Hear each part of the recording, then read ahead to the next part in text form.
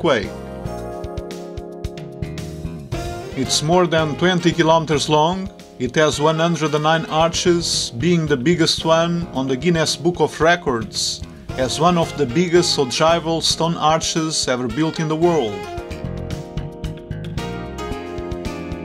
There is Prince Henry at the top of the prow in the Monument to the Discoveries, built on the north bank of the river, and represents the prow of a caravel with 33 statues, corresponding to kings, princes, navigators, warriors, preachers, writers, mathematicians, cosmographers and painters. This monument, built in 1960, is meant to be an homage to all those who had importance in the Portuguese discoveries.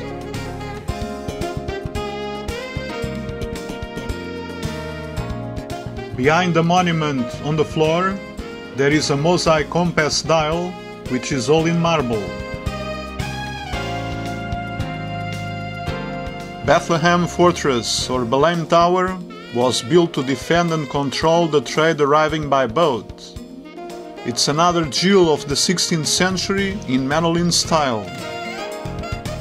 The Portuguese artist Francisco de Arruda worked in Morocco, from where he brought influences like the 12 domes, similar to North African ones.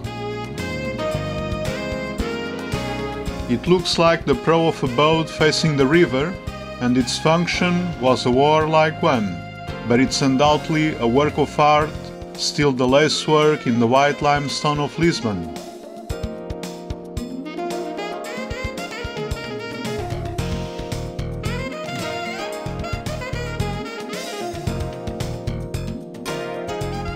Another symbol of Lisbon is the statue of Christ on the south bank of the river. It was made from 1949 to 59 in homage to Portugal neutrality during World War II. It's an initiative of the Portuguese Church and is a replica of the one in Brazil.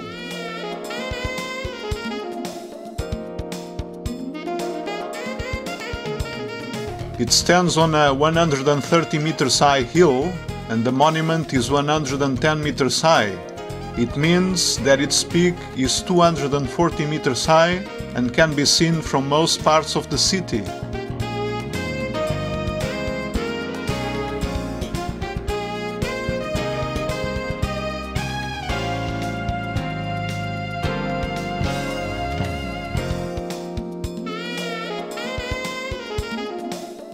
And we arrived to the east section of Lisbon that was completely renovated in 1998.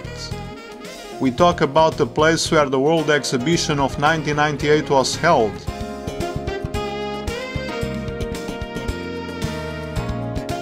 Several buildings were made, like this gigantic one with the round roof, which is still used nowadays for concerts and other shows.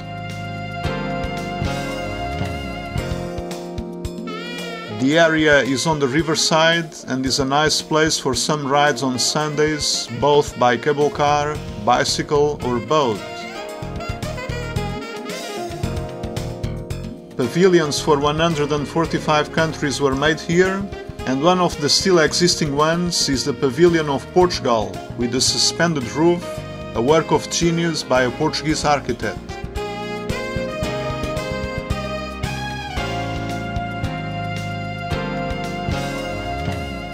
It was a part of Lisbon which was all restored with the modern architecture and works now as a residential area and a place of leisure. The cable cars are always running. If we take one of them, we see a totally different face of Lisbon than it was before 1998.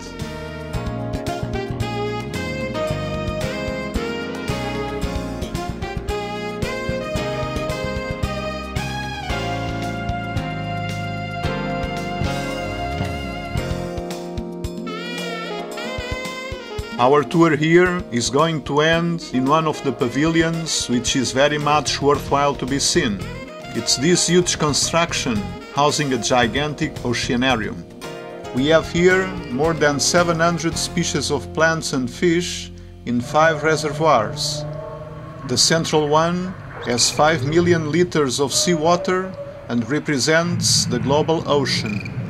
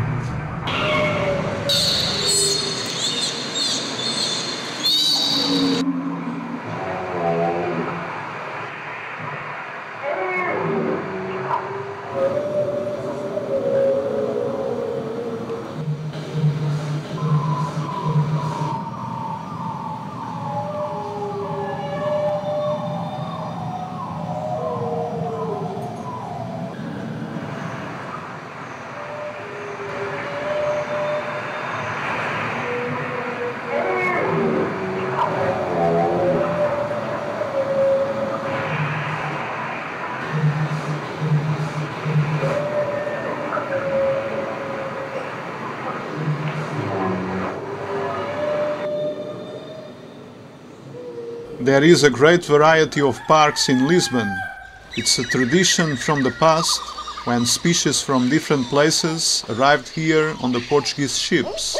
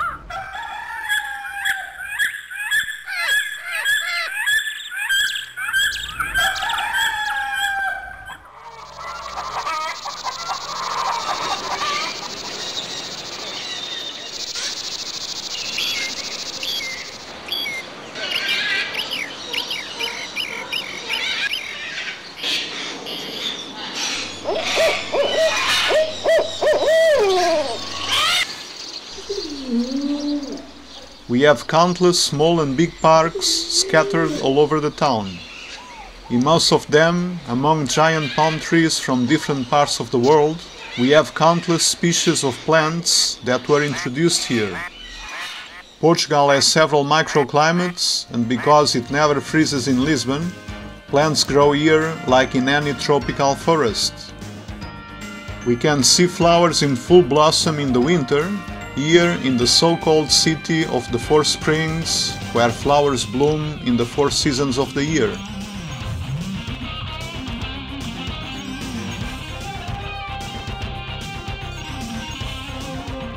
We proceed this flora and fauna tour by visiting one of the best zoos in Europe.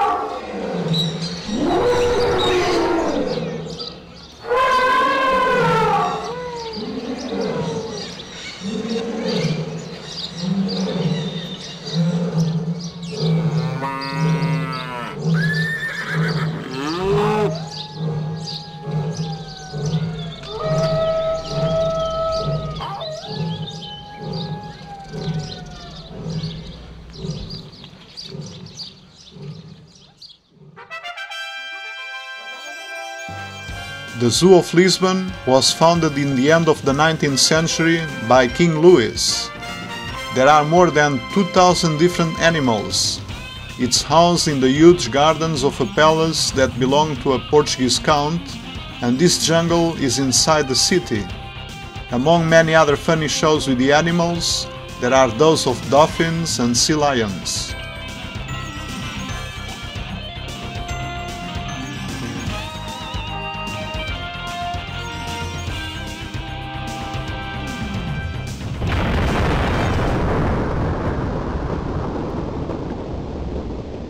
Sintra is a mountain 30 kilometers away from the capital.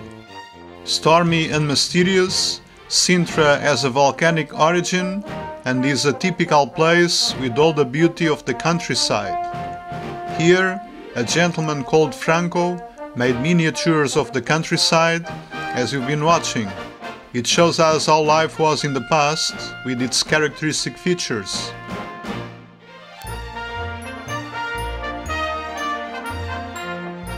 At the top of the mountain, the Moors made a castle in the 8th century.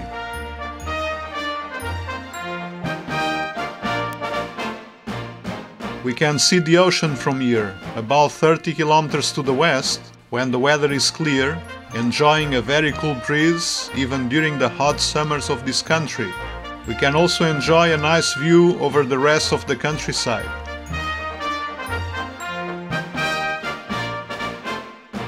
This was the place where the Celts came to adore the moon, the place where in nights of full moon all women turned men and men wolfmen.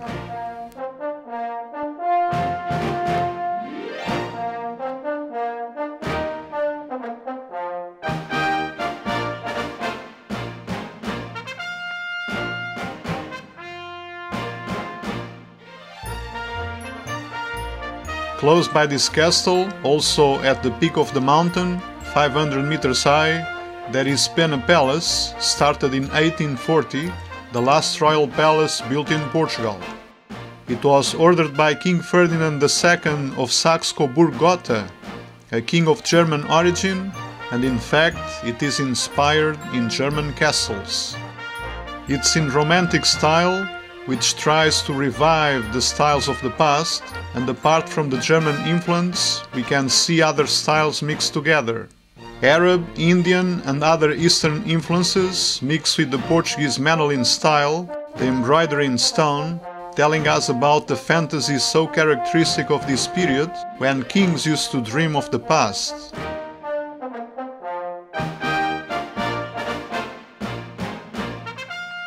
This window is supported by one of the images of the past, the monster that used to defy the Portuguese caravels on their way to the east.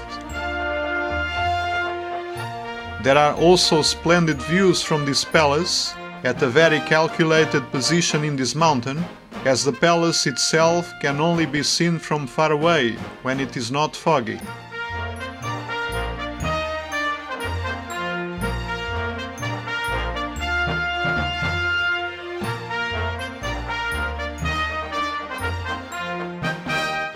The statue of the German architect dressed as a warrior